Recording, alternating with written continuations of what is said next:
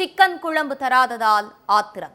மது அருந்திவிட்டு உணவு உண்டபோது ஏற்பட்ட தகராறு. சிக்கன் கிரேவி தனக்கு கொஞ்சம் கூட கொடுக்கவில்லை என வாக்குவாதம் செய்த நபர். கரியை பகிராத தாய் மாமனுக்கு நேர்ந்த கொடூரம்.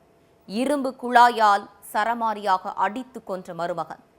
கேரளாவிலிருந்து தமிழ்நாட்டிற்குள் தலைமறைவான இளைஞர். நடந்தது என்ன?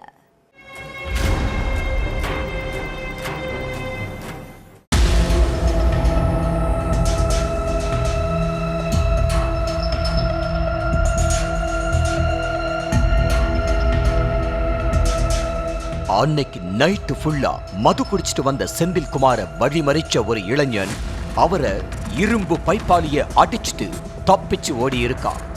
இத பார்த்த அக்கம் பக்கத்துல இருக்கிறவங்க புத்துயிரும் குலையுயிருமா கிடந்த அவரை தூக்கிக்கிட்டு போய் மருத்துவமனையில அனுமதிச்சிருக்காங்க.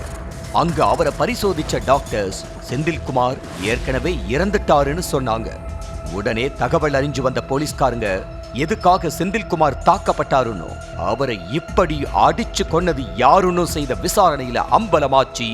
அற்ப விஷயத்துக்காக செந்தில்குமார அவரோட மருமகனே அடிச்சு கொன்ன பகீர் தகவல். கேரள மாநிலம் கோழிச்சம்பாறை காவல் நிலைய எல்லைக்குட்பட்ட ஒழகபதி கவுண்டனூரை சேர்ந்தவர் 45 வயசான செந்தில்குமார். இவருக்கு இன்னும் திருமணம் ஆகலன்னு சொல்லப்படுது. இந்த நிலையில செந்தில்குமார் தன்னோட தங்கையோட வீட்டுல வசிச்சுக்கிட்டு வந்திருக்காரு. தங்கைக்கு பிரபாகரன் ஒரு மகன் இருக்காரு. செந்தில்குமாருக்கு பெருசா சொந்தக்காரங்கன்னு யாரும் இல்லாததுனால தங்கை வீட்டுல தங்கி இருந்ததா சொல்லப்படுது.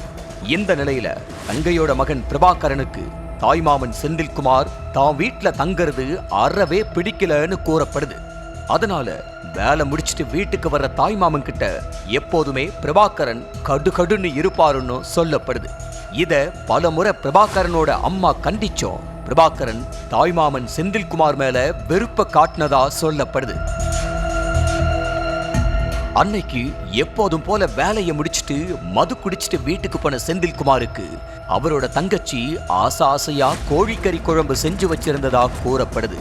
அண்ணனை பார்த்ததும் அவரோட தங்கை சாப்பிட வாங்கன்னு மகன் வர்றதுக்கு முன்னாடியே சீக்கிரமா உணவை பரிமாறி இருக்காங்க. சாப்பிட உட்கார்ந்த செந்தில்குமாருக்கு எல்லா கறியையும் அவரோட தங்கை வச்சதா சொல்லப்படுது. அப்போ வீட்டுக்குள்ள நுழைஞ்ச பிரபாகரன் இத பார்த்ததுமே மொத்த கோழிக்கறி குழம்பையும் உங்க அண்ணனுக்கே வைப்பியானோ, நான் வெறும் சாப்பாட்டை தான் சாப்பிடணுமான்னு கேட்டு தகராறு பண்ணி இருக்கா.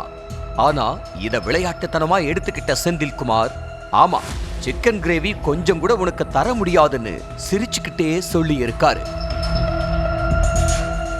இப்படியே தாய்மாமன் பக்கம் விளையாட்டுத்தனமாவும் மருமகன் பக்கம் கோபமாவும் வாக்குவாதம் ஏற்பட்டிருக்கு. எப்போதுமே சாப்பிட்டு முடிச்சதும் கொஞ்ச நேரம் நடக்கிறது வாடிக்கையா வச்சிருந்த செந்தில்குமார் அன்னைக்கும் பிரபாகரன் சண்டை போட்ட நிலையிலையும் சாப்பிட்டு முடிச்சுட்டு வீட்டுல இருந்து வெளியே வாக்கிங் போயிருக்காரு. நாம பேசிட்டே இருக்கோம், இவரு நம்மள மதிக்காம எல்லாத்தையும் சாப்பிட்டு கண்டுக்காம போறாரேன்னு பிரபாகரனுக்கு ஆத்திரம் வந்திருக்கு.